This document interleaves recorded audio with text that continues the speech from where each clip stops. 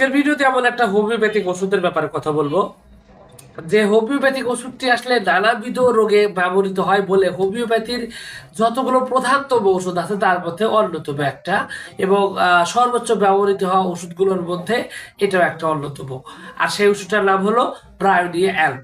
এই ওষুধটা আমরা অনেকেই ভালো মতো জানি, তবে এই ওষুধটা বেশ কিছু জায়গায় খুব ভালোভাবে কাজ করে। এটার উপকারিতা ভিন্ন রকমের, সঠিক ব্যবহারটা জানলে আপনার চিকিৎসার ক্ষেত্রে বা আপনার পরিবারের স্বাস্থ্য রক্ষায় এই ওষুধটা বিশেষভাবে ভূমিকা রাখতে পারে।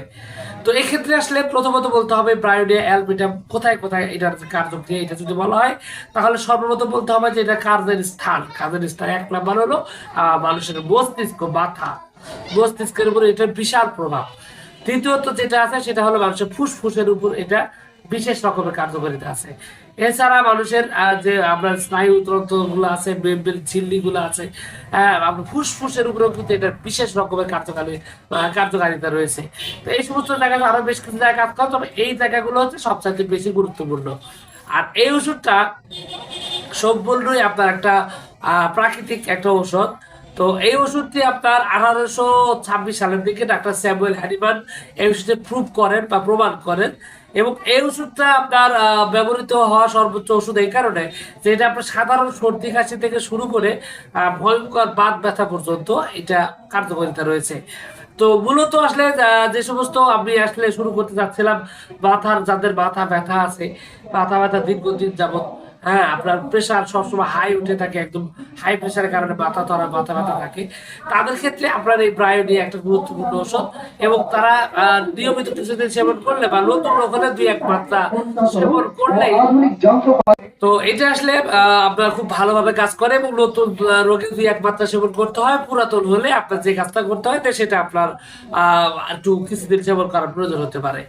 এছাড়াও আপনার যদি দেখা যায় যে আপনার পেটের সমস্যা রয়েছে, বিশেষ করে পায়খানা প্রচন্ড রকমের কষা এবং পায়খানা খুব শুষ্ক শক্ত, পায়খানা ক্লিয়ার হয় না, এই লক্ষণটা যদি থাকে, সেই সাথে আপনার জিহ্বাটা যদি সাদা সাদা থাকে, সেক্ষেত্রে এই ব্রায়োনিয়া ব্যবহৃত হয়। এবং ব্রায়োনিয়া কিন্তু খুব ভালোভাবে কাজ করে এক্ষেত্রে।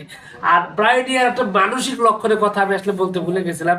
এটা মানসিক লক্ষণ হলো এরকম যে আসলে যে সমস্ত মানুষ খুবই শক্তিশালী, একটু কালো, তার পেশি খুব শক্তি, মেজাজ প্রচন্ড খিটখিটে, অত্যন্ত মানে ছটফটে টাইপের মানুষ, এই ধরনের মানুষের উপর এই ওষুধটা মানে কাজ করে অনেক বেশি। এটা কার্যক্ষমতা অনেক ফাস্ট এই সমস্ত লোকের ক্ষেত্রে। অন্যান্য রোগের ক্ষেত্রেও মানে রোগীদের ক্ষেত্রেও কাজ করে, তবে এই ধাতুর লক্ষণের ক্ষেত্রে এটা খুব ভালো কাজ করে। এছাড়াও আসলে কাশির মধ্যে কিন্তু ব্রায়োনিয়া একটা গুরুত্বপূর্ণ ওষুধ, বিশেষ করে শুষ্ক কাশি এবং যে কাশি রাতের বেলা বৃদ্ধি পায়। দেখা গেল যে বিছানায় গেলেই তার কাশি বৃদ্ধি পায়, শুইলেই বৃদ্ধি পায়, সারাদিন ভালো থাকলে রাতের বেলা বাড়ে, এই লক্ষণের ক্ষেত্রে কিন্তু ব্রায়োনিয়া একটা গুরুত্বপূর্ণ ওষুধ, খুব ভালোভাবে এই সমস্যাটাও সমাধান করে। এছাড়াও আপনার এই যদি বাত ব্যথা থাকে, শরীরে পুরাতন ব্যথা, সেটা ক্ষেত্রে আপনি এটা বলতে পারেন যে একটা অদ্বিতীয় মহা ঔষধ। কারণ হচ্ছে বাত ব্যথায় ব্রায়োনিয়া এত ভালো কাজ করে যে এটাকে প্রধানতম ওষুধ বলা চলে, এবং অনেকের প্রধান ওষুধ হিসেবে ব্যবহৃত করে থাকেন।